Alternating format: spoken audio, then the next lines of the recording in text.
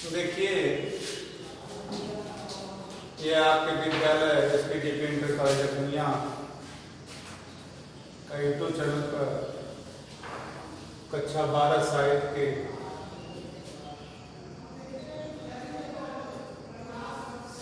के क्लास के समाज शास्त्र का हमारा दूसरा वीडियो है, जिसमें आप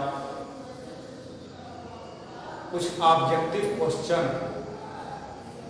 आंसर सही दिए गए हैं, इसको आप फॉलो करें। पहला क्वेश्चन है, समाज शास्त्र का जनक किसे कहा जाता है? समाज शास्त्र का जनक किसे कहा जाता है, अर्थात समाज शास्त्र का जनक कौन था?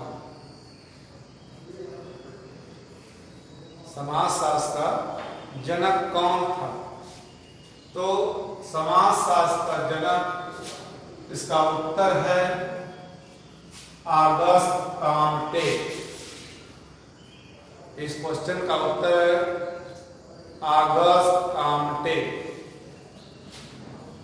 दूसरा क्वेश्चन है, समाज शास्त्र की उत्पत्ति कब हुई? ये दूसरा क्वेश्चन है, समाज शास्त्र की उत्पत्ति कब हुई? इसका उत्तर है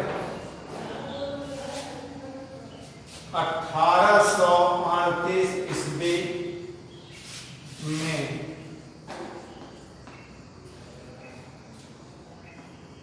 1838 ईस्वी में समाज शास्त्र की उत्पत्ति हुई।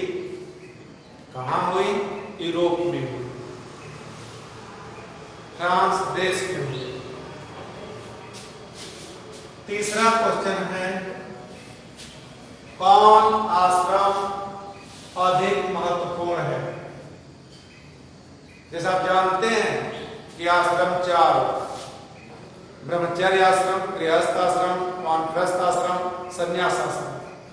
इस चारों में सबसे महत्वपूर्ण आश्रम कौन? तो इसका उत्तर है कि चारों में सबसे महत्वपूर्ण आश्रम गृहस्थ आश्रम, क्योंकि गृहस्थ आश्रम पर ही शेष आश्रमों का अधिभार होता है। अर्थात गृहस्थ आश्रम आश्रम व्यवस्था का एक मेरुदंड है। गृहस्थ आश्रम आश्रम व्यवस्था का मेरुदंड है, या करीब एक मूल आधार है, जिसके ऊपर सारे आश्रम निर्भर है। चाहे वो ब्रह्मचर्य आश्रम हो, चाहे वो वानप्रस्थ आश्रम हो, चाहे वो संन्यास आश्रम हो, ये सब गृहस्थ आश्रम के ऊपर ही निर्भर होते हैं, क्योंकि सबका निर्भरता इसी पर होती है। अगला क्वेश्चन चौथा है, मनुस्मृति में किस यज्ञ का उल्लेख नहीं है? जैसा आप जानते हैं 5 महायज्ञ होता है, तो 5 महायज्ञों में से किस यज्ञ का उल्लेख मनुस्मृति में नहीं है? तो उसका उत्तर है नृयज्ञ। उसका उत्तर है नृयज्ञ। अगला क्वेश्चन है, वसुधैव कुटुंबकम किस देश की अवधारणा है?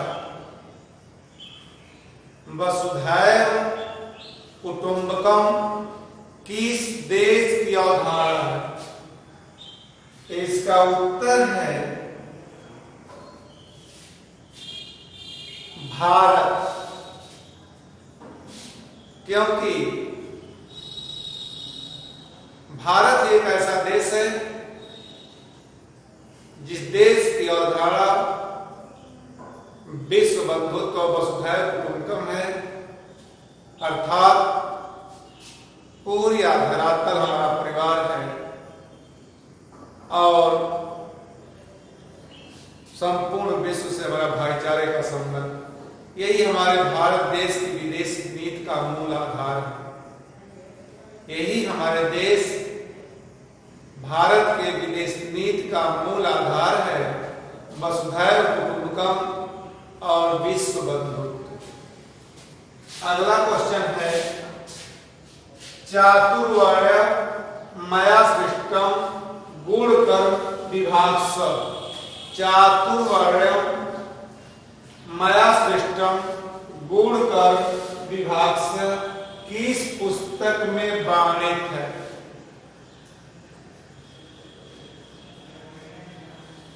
तो इसका उत्तर है श्रीमद् भगवत गीता। श्रीमद् भगवत गीता में भगवान श्री कृष्ण ने स्वयं कहा है, श्रीमद् भगवत गीता में भगवान कृष्ण ने स्वयं कहा है कि चातुर्वर्ण्यम मया सृष्टम गुणकर्म विभागस्व। चारों वर्णों की उत्पत्ति उनके गुण और कर्म के आधार पर मैंने ही की है। उन्होंने कहा है कि चारों वर्णों की उत्पत्ति गुण और कर्म के आधार पर मैंने ही की। अगला क्वेश्चन है, क्वेश्चन के क्रम में, वर्ण व्यवस्था की शक्ति रूपी प्रकृति के 3 गुण कौन कौन से हैं? वर्ण व्यवस्था के शक्ति रूपी प्रकृति के 3 गुण कौन कौन से हैं? तो इसका उत्तर है, पहला है सत्वगुण, जिसको आप सत्वगुण कहते हैं, सत्वगुण कहिए या सत्वगुण कहिए। दूसरा है रजगुण, जिसको आप रजोगुण कहते हैं। तीसरा है तमगुण, जिसको आप तमोगुण भी कहते हैं। यह 3 ही गुण होता है, सत्वगुण, रजगुण और तमगुण, जिसको आप कहते हैं सत्वगुण, रजोगुण और तमोगुण। अगला क्वेश्चन है, भारतीय संस्कृति के प्रमुख लक्षण कौन कौन? भारतीय संस्कृति के प्रमुख लक्षण कौन कौन से? इसका उत्तर है, पहला प्राचीनता, दूसरा सहिष्णुता और तीसरा दीर्घजीविता। प्राचीनता, सहिष्णुता और दीर्घजीविता। इसके अलावा भी है, शेष और भी है, लेकिन 3 मुख्य है। अगला क्वेश्चन है, वर्ण व्यवस्था के उत्पत्ति का आधार क्या है? वर्ण व्यवस्था की उत्पत्ति का आधार क्या है?